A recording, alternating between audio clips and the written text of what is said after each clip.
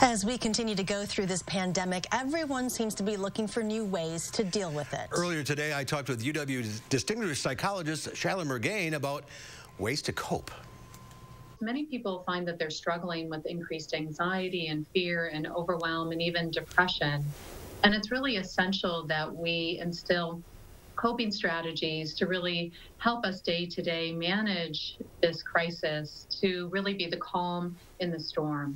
What kinds of things are you talking about? Well, the first thing that really makes us vulnerable to negative emotions is that we're missing out on those average daily interactions with people.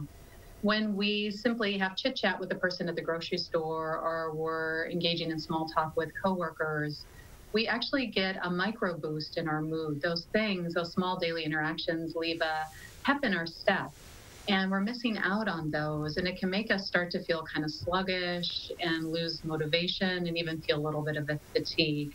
So a way to counteract that is with the first skill, which is simply focus on little small goals, little small achievements that you can really prioritize during your day.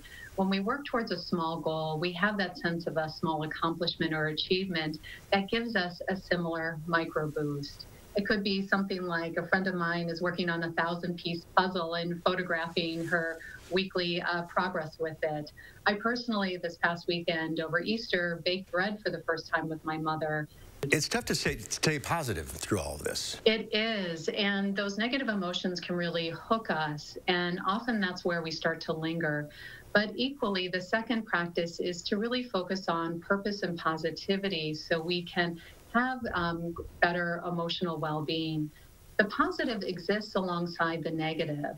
It's always there, but our brain tends to have that negativity bias of focusing on what's wrong, the doom and gloom. Instead, really start to cultivate and focus on that sense of positivity. And so if we can think about what would create a sense of meaning, what is one thing that I can do to help somebody?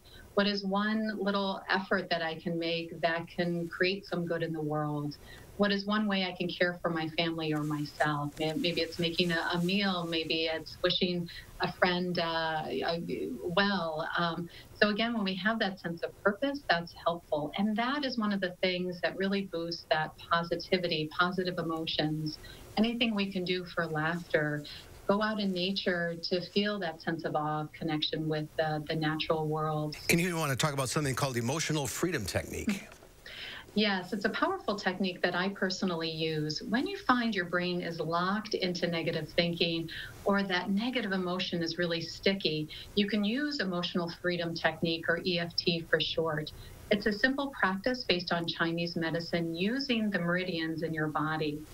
The first thing you do is just think about what's upsetting. You can rate it from 0 to 10. That's the second step. The third step is just to come up with a simple phrase that acknowledges the difficulty and also acknowledges acceptance and self-love. And we find when we pair the two with a simple phrase like, even though I'm feeling anxious about COVID-19, I accept myself totally and completely.